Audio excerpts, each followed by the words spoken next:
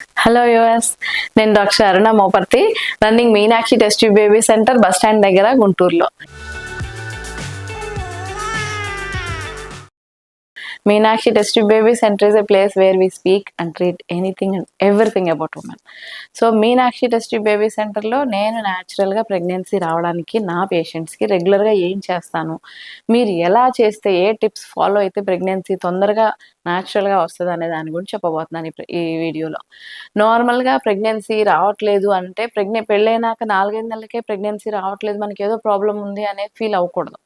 Minimum 1 year pregnancy వచ్చిన తర్వాత, అదే పెళ్ళైన తర్వాత కనీసం 1 సంవత్సరం రోజులు భార్యాభర్తలు ఇద్దరు ఒక దగ్గర ఉంటూ అన్ఇంటరప్టెడ్గా ఏమి కాండమ్స్ వాడకుండా, ఏమి వాడకుండా ప్రెగ్నెన్సీ ప్లాన్ చేసి అయినా కూడా రాలేదు అనుకుంటే అప్పుడు you meet your gynaecologist.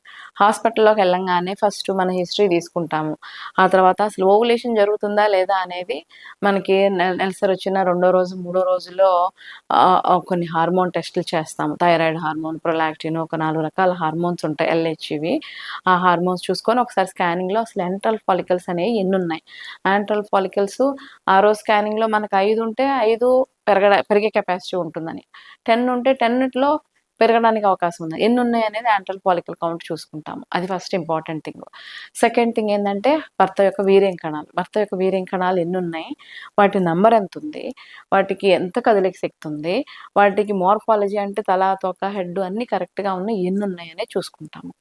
Third important point ఏంటంటే గర్భసంచికి అటువైపు ఇటువైపు 2 వైపులు బిడ్డ పేగులు ఉంటాయి, ట్యూబులు ఉంటాయి. ఆ ట్యూబులు కూడా 2 ఓపెన్ అయి ఉన్నాయా, ఏమైనా తేడా ఉందా అనేది చెక్ చేసుకుంటాము.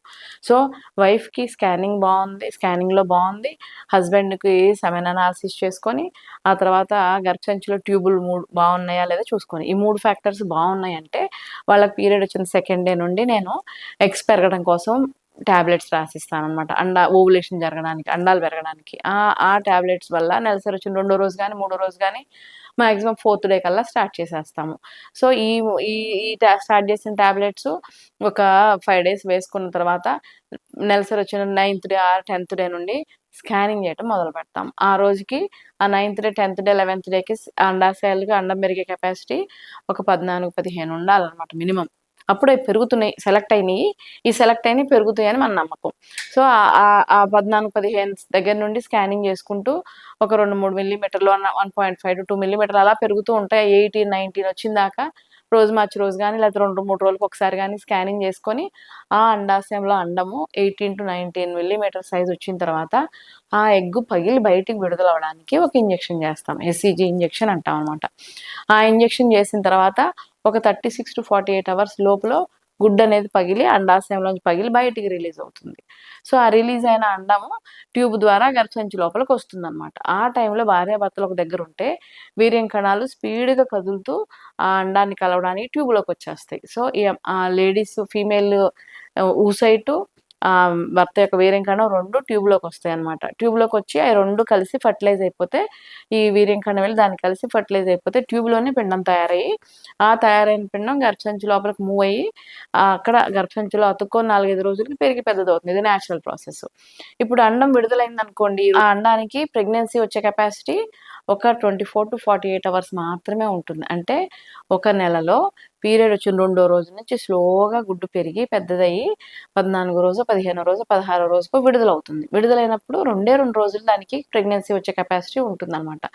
సో బిఫోర్ ఓవులేషన్ అంటే నెలసరి వచ్చిన ఫస్ట్ 10 రోజుల్లో, ఆఫ్టర్ ఓవులేషన్ అంటే నెలసరి వచ్చిన లాస్ట్ 10 రోజులు, భార్యాభర్తలు ఎక్కడున్నా పర్వాలేదు, కానీ ఈ మధ్యలో వీక్ అనేది ఇంపార్టెంట్.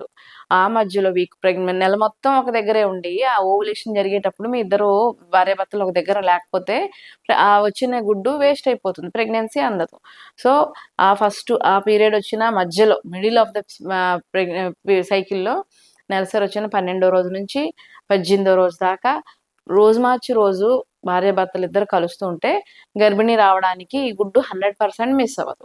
అండ్ భర్త యొక్క వీర్యం కణాలు కూడా ఒక్కసారి స్త్రీ యొక్క గర్భసంచి లోపలికి వస్తే అవి 2-3 రోజులు ప్రెగ్నెన్సీ వచ్చే కెపాసిటీ పొటెన్సీ ఉంటుందన్నమాట ఆ స్పర్మ్స్కి.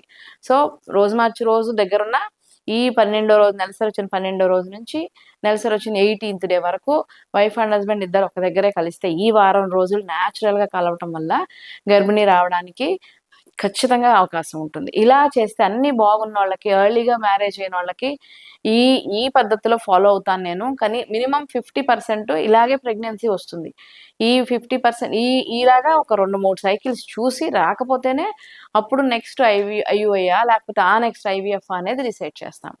సో వ్యూవర్స్, నేను చెప్పిన ఇన్ఫర్మేషన్ మీకు నచ్చి ఆ 1 వీక్ పీరియడ్ వచ్చిన 12థ్ డే టు 18థ్ డే ఒక దగ్గర ఉండి చూసి ప్రెగ్నెన్సీ వచ్చిద్ది. ఖచ్చితంగా మీకు బేబీ వస్తుంది. ఈ ఇన్ఫర్మేషన్ మీకు నచ్చినట్టయితే like, share and subscribe the video. Thank you.